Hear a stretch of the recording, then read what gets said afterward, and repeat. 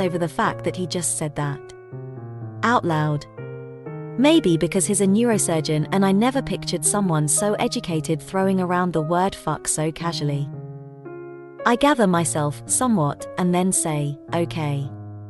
Since we're on the subject, the first guy I ever had sex with was homeless. He perks up and faces me. Oh, I'm gonna need more of this story. I stretch my arm out and rest my head on it. I grew up in Maine. We lived in a fairly decent neighborhood, but the street behind our house wasn't in the best condition. Our backyard butted up to a condemned house adjacent to 2 abandoned lots. I became friends with a guy named Atlas who stayed in the condemned house. No one knew he was living there other than me. I used to take him food and clothes and stuff. Until my father found out. What did he do? My jaw tightens. I don't know why I brought this up when I still force myself not to think about it on a daily basis. He beat him up. That's as naked as I want to get about that subject. Your turn. He regards me silently for a moment, as if he knows there's more to that story. But then he breaks eye contact. The thought of marriage repulses me, he says. I'm almost 30 years old and I have no desire for a wife. I especially don't want children. The only thing I want out of life is success. Lots of it. But if I admit that out loud to anyone, it makes me sound arrogant. Professional success? Or social status? He says, both. Anyone can have children. Anyone can get married. But not everyone can be a neurosurgeon. I get a lot of pride out of that. And I don't just want to be a great neurosurgeon. I want to be the best in my field. You're right. It does make you sound arrogant. He smiles. My mother fears I'm wasting my life away because all I do is work. You're a neurosurgeon and your mother is disappointed in you. I laugh. Good Lord, that's insane. Are parents ever really happy with their children? Will they ever be good enough? He shakes his head. My children wouldn't be. Not many people have the drive I do, so I'd only be setting them up for failure. That's why I'll never have any. I actually think that's respectable, Ryle. A lot of people refuse to admit they might be too selfish to have children. He shakes his head. Oh, I'm way too selfish to have children. And I'm definitely way too selfish to be in a relationship. So how do you avoid it? You just don't date. He cuts his eyes to me, and there's a slight grin affixed to his face. When I have time, there are girls who satisfy those needs. I don't lack for anything in that department, if that's what you're asking. But love has never appealed to me. It's always been more of a burden than anything. I wish I looked at love like that. It would make my life a hell of a lot easier. I envy you. I have this idea that there's a perfect man out there for me. I tend to become jaded easily, because no one ever meets my standards. I feel like I'm on an infinite search for the Holy Grail. You should try my method, he says. Which is? One night stands.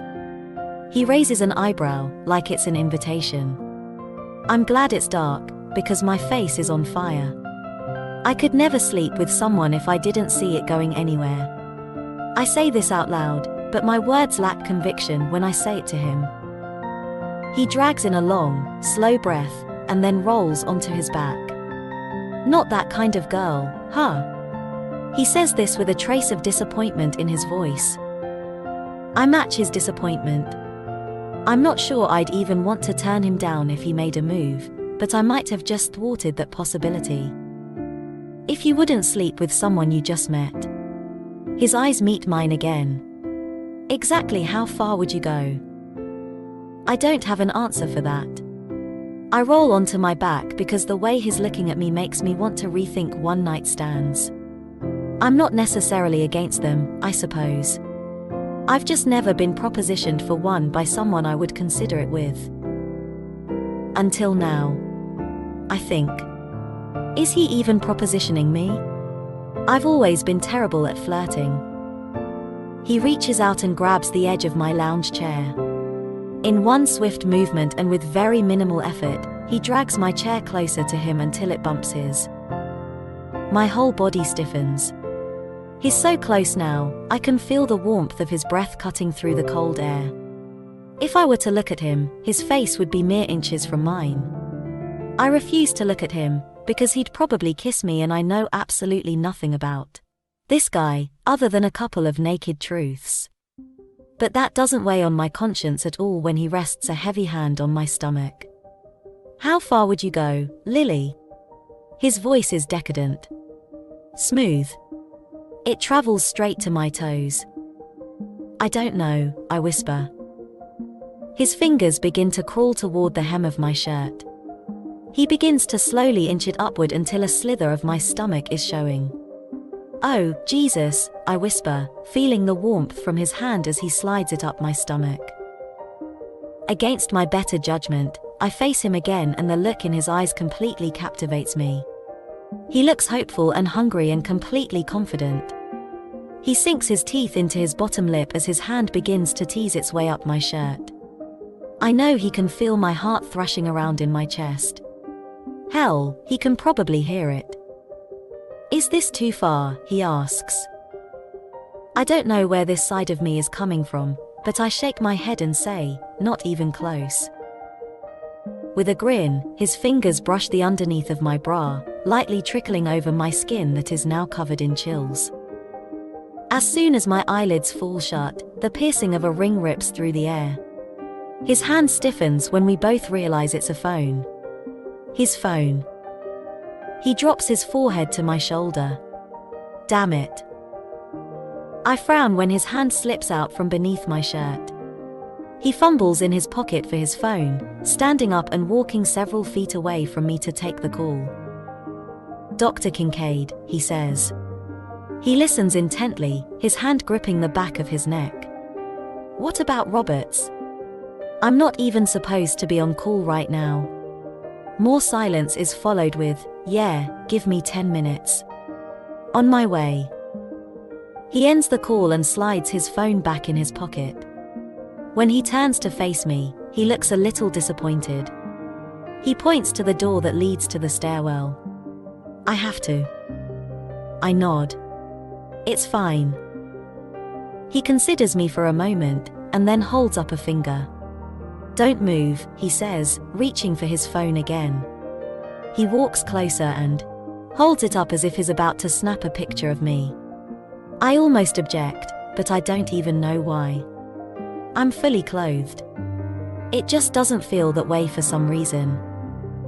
He snaps a picture of me lying in the lounge chair, my arms relaxed above my head.